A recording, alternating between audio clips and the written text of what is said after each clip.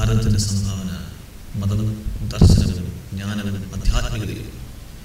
മതത്തിൻ്റെ മുന്നിൽ വെഴുതെളിക്കാൻ പട്ടാളക്കുട്ടണികൾക്ക് ചേൽ നീങ്ങേണ്ടത് രക്തപ്രവാഹത്തിലൂടെയല്ല വിജ്ഞാനവും ദർശനവും കൊണ്ടുവരുന്നത്. വിജ്ഞാനവും ദർശനവും ചോരയൊലിക്കുന്ന മനുഷ്യരീരങ്ങളിന്മേൽ പടയണി നടക്കുകയല്ല ചെയ്യുന്നത്, മറിച്ച് ശാന്തിയുടെയും പ്രേമത്തിൻ്റെയും ചിറകുകൾ പരത്തിക്കൊണ്ടണയുകയാണ്. എക്കാലത്തും അതങ്ങനെ ആയിരുന്നുള്ളത്. ലണ്ടനിൽ വെച്ച് ഒരു യുവതി എന്നോട് ചോദിച്ചു, ഹിന്ദുക്കളായ നിങ്ങൾ എന്ത് ചെയ്തിട്ടുണ്ട്? ഒരൊറ്റ ജനതയെ പോലും ഒരിക്കലും നിങ്ങൾ കീഴടക്കിയിട്ടില്ലല്ലോ. ധീരനും സാഹസികനുമായ ഒരു ക്ഷത്രിയൻ്റെ, ഒരു ഇംഗ്ലീഷുകാരൻ്റെ കാഴ്ചപ്പാടിൽ നിന്ന് ശരിയാണ് പറഞ്ഞത്.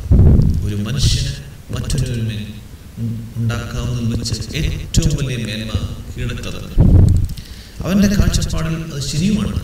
എന്നാൽ നമ്മുടെ കാഴ്ചപ്പാടിൽ നേരെ വിരുദ്ധമാണ്.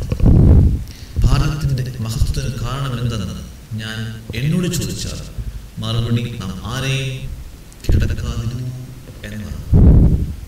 അതാണ് നമ്മുടെ മേന്മ. നമ്മുടെ മതത്തെ പറ്റി അവഹേളനങ്ങളും പ്രതിഷേധങ്ങളും നിങ്ങൾ കേൾക്കുന്നുണ്ട്. ചിലപ്പോൾ കൂടുതൽ വിവേകം കാട്ടേണ്ടവരിൽ നിന്നാണ് പുറപ്പെടുന്നത് കൂടി പറയേണ്ടി വരുന്നതിൽ ഞാൻ ഖേദിക്കുന്നു. എനിക്ക് കാരണമായി പറയപ്പെടുന്നത് ആക്രമിച്ച് കീഴടക്കുന്ന ഒന്നല്ല നമ്മുടെ മതം എന്നത്രേ. എനിക്ക് തോന്നുന്നു മറ്റു മതങ്ങളെ അപേക്ഷിച്ച് നമ്മുടെ മതം കൂടുതൽ സത്യമായിരിക്കുന്നതിൻ്റെ കാരണം തന്നെ ഇതാണെന്നാണ്.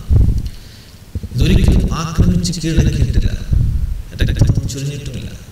അനുഗ്രഹത്തിൻ്റെയും ശാന്തിയുടെയും സ്നേഹ സഹാനുഭൂതികളുടേതുമായ വാക്കുകളെ ഇതിൽ നിന്ന് പുറപ്പെട്ടിട്ടുള്ളൂ.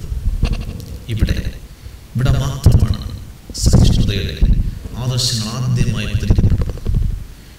ഇവിടെ മാത്രമാണ് സഹിഷ്ണുതയും സഹാനുഭൂതിയും പ്രയോഗമായിട്ടുള്ളത്. മറുനാടുകളിലെല്ലാം അവ സിദ്ധാന്തങ്ങൾ മാത്രം. ഇവിടെ മാത്രമാണ് ഹിന്ദു മുഹമ്മദികൾക്കും ക്രിസ്ത്യാനികൾക്കും വേണ്ടി ദേവാലയങ്ങളും പ്രാർത്ഥനാ മന്ദിരങ്ങളും സ്ഥാപിച്ചിട്ടുള്ളത്. അങ്ങനെ പലതവണ നമ്മുടെ സന്ദേശം ലോകത്തിൽ പ്രസംഗിച്ചിട്ടുണ്ട്.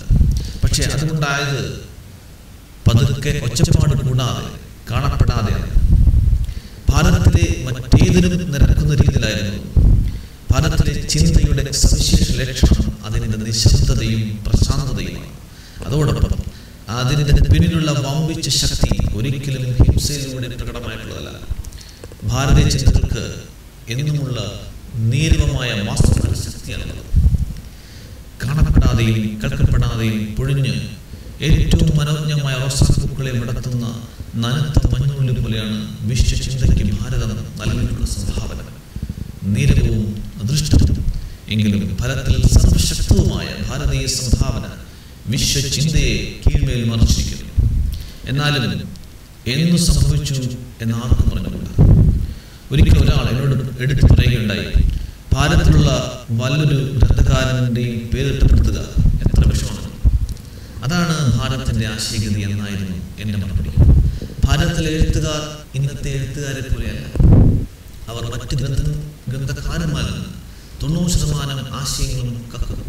10% ഉള്ളൂ അവരുടേതായി. പിന്നെ ഒരാമുഖം എഴുതാൻ ഒരിക്കലും മറക്കുകയില്ല. ഇതിൽ പറഞ്ഞിരിക്കും, ഈ ആശയങ്ങൾക്കുള്ള ഉത്തരവാദിത്വം എൻ്റേതാണ്. മനുഷ്യരാശിയുടെ ഹൃദയത്തിൽ വമ്പിച്ച പ്രതികരണങ്ങൾ ഉളവാക്കി ആ മഹാപ്രജ്ഞരാകട്ടെ സ്വന്തം പേര് പോലും ചേർക്കാതെ തങ്ങളുടെ ഗ്രന്ഥങ്ങൾ രചിക്കൊണ്ട് തൃപ്തിയെടുക്കണം. പിന്നെ ആ ഗ്രന്ഥങ്ങൾ പിൻതലമുറകൾക്കായി വിട്ടുമുമ്പിച്ച് ശാന്തമായി അനുഭവിച്ചു. നമ്മുടെ ദർശനത്തിൻ്റെ കർത്തകന്മാരെന്ന് ആർക്കറിയാം? നമ്മുടെ പുരാണങ്ങളുടെ കർത്താക്കന്മാരെന്ന് ആർക്കറിയാം? സാമാന്യ നാമങ്ങളായ വ്യാസൻ, കപിലൻ എന്നും മറ്റുമാണ് അവരുടെ അറിയപ്പെടുന്നത്. വാസ്തവത്തിൽ ശ്രീ സന്താനങ്ങൾ തന്നെയായിരുന്നു അവർ. ഗീതയുടെ യഥാനുഷ്ഠാനങ്ങളായിരുന്നു. പ്രവർത്തിക്കാനേ നിങ്ങൾക്ക് അധികാരമുള്ളൂ, പ്രവൃത്തിയുടെ ഫലത്തിനില്ല എന്ന മഹത്തായ വിധി അവർ അനുഷ്ഠാനത്തിൽ കൊണ്ടുവരികയാണ് ചെയ്തത്.